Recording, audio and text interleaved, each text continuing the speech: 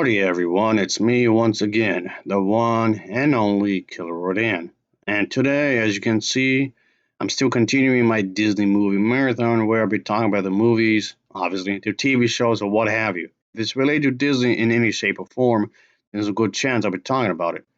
So yes, of course, there's plenty of stuff to talk about when it comes to this company. I'm saying that's a good thing. Obviously. So for today's video, I'll be centered around this documentary titled Sharks of Lost Island. Yes, it's another documentary thing I'm talking about here, folks. But I know I do realize I've been reviewing a lot of these documentaries. Every time I guess in the last maybe several of my Disney movie marathon, I've been talking about a lot of these documentaries. Which yes, and I do realize it might not be everybody's favorite cup of tea, really.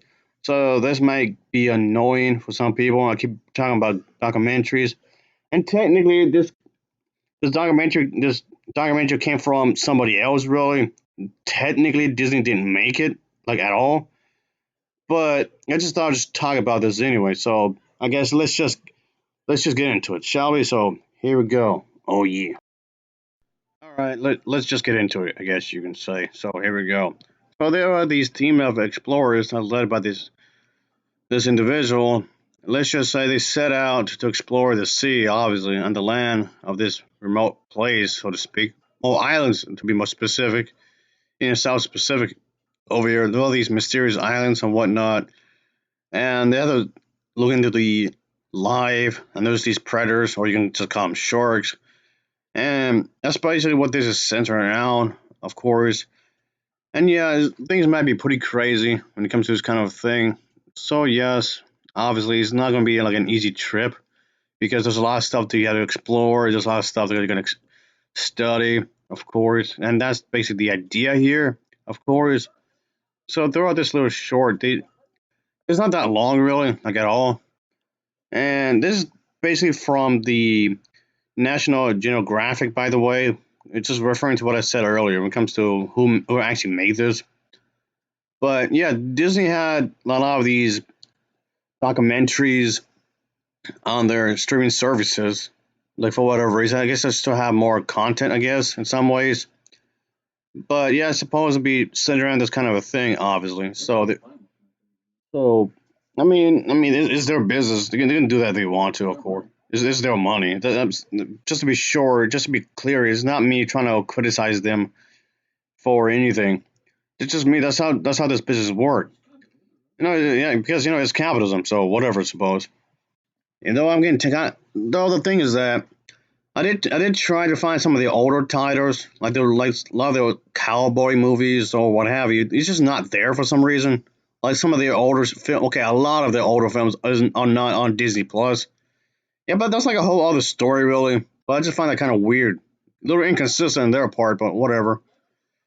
But they would buy off other people's movies or documentaries or whatever and have it on their on their thing here, Disney Plus. But whatever.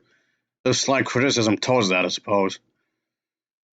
But anyway, that's not like I said. That sounds like an entire video on zone because I did try to find some of their like old cowboy western movies, and a lot of them aren't there like at all.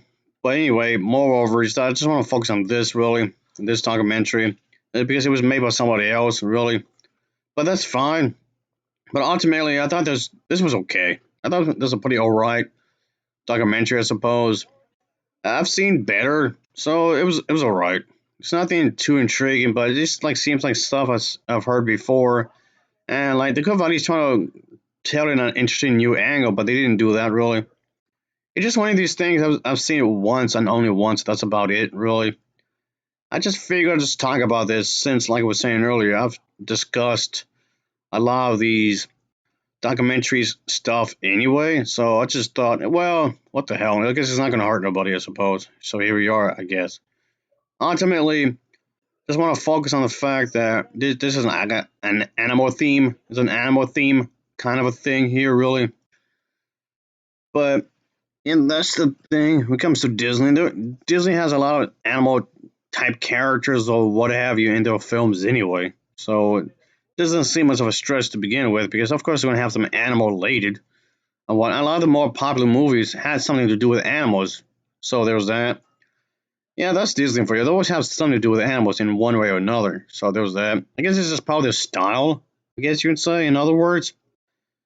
But yeah, ultimately, I can say that I say check this out, but those better. So if you're one of these individuals that haven't seen these that many documentaries, I say just go somewhere else. But if you want to just check it out anyway, just, I guess be my guest because if you want those type of people that do enjoy documentaries, I say you could check it out if you wish, if you feel like watching something like this, I suppose. But it doesn't do anything inventive, really. It doesn't do anything brand new. It was just okay, I suppose. I mean, this is an okay documentary, I suppose. I guess.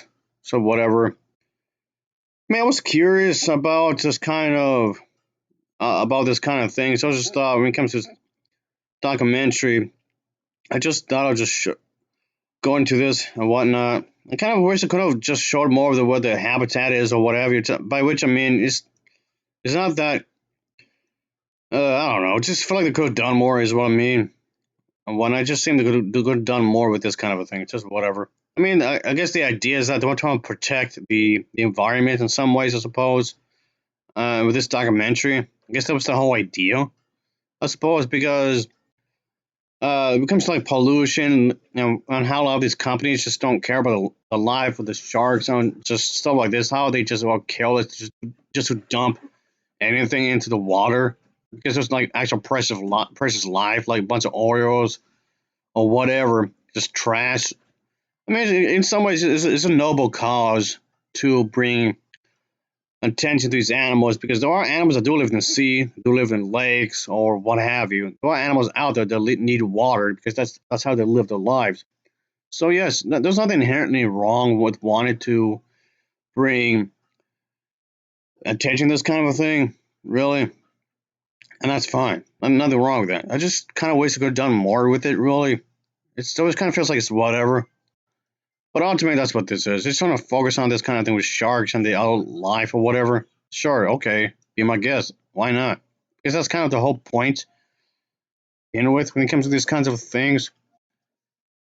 But yeah, so it's just ultimately, really, of course, it was an obvious direction when it comes to this, of course, and that's how this was really. And it's on the streaming service again, in case anyone was wondering. But just trying to have like a thesis on how this thing is, but what basically one of my major complaints is that aside from what I just said a moment ago, there's like a lot of people talking. We see a lot of human, but not enough sharks. There's a lot of sharks in this, so it kind of feels like it was misleading in some ways. So you were thinking there'd be like a more emphasis on sharks. So it just seemed like more kind of clickbaity to some extent, I suppose. I don't know, maybe just me. Maybe they could have filmed more scenes, I suppose. I don't know. So a lot of the scenery is actually quite nice. Actually, there's like a lot of footage that's actually quite nice to look at, I suppose. So that's something, and that's fine. But I just wish they could have done more with the sharks. Maybe just me, I suppose. I don't know. But yeah, to be fair, yes, it's not that long anyway, at all. It's not that long whatsoever. It could be a good way to teach people who are just interested in the sea life, and that's fine. That's kind of the whole point to begin with. When you think about it, that's kind of what they're trying to do, of course. So I guess in some ways it could be interesting for some people who just love seeing all the kind of sea life that could be an inspiration in some ways and seeing certain things when it comes to this kind of a documentary. Sure, whatever, why not? But I can say that this is definitely something I can say for anyone that is interested, I suppose, because if one of these people that want to explore more of these type of stuff to watch, I'll say just watch some of it down the line. Just choose one of the better documentaries, really. And you could just watch this out of curiosity, just like I did. I mean, by this point, by the time I've watched this, I've already seen a lot of documentaries, and I do mean quite a few. Like I was saying earlier, Disney company didn't produce it; they just bought it off of somebody. But for the last several Disney movie marathons I've done, I've discussed so many documentaries by this point. And I still got so much to talk about, which I don't mind really, to be honest with you. But I have to review something. I have to talk about something with Disney related. But point being, by this point, I got to this. I've already seen quite a few of this. So anyway, I'll say check it out, but only if you've already seen some of these already by this point. Otherwise, I say avoid it and then maybe come to back to it if you want. I'll give this an overall rating of a 5.0 out of 10. It's a 5.0 out of 10 for me. So, of course, as always, thanks for watching and take care. Until next time, see ya. Oh, yeah, later.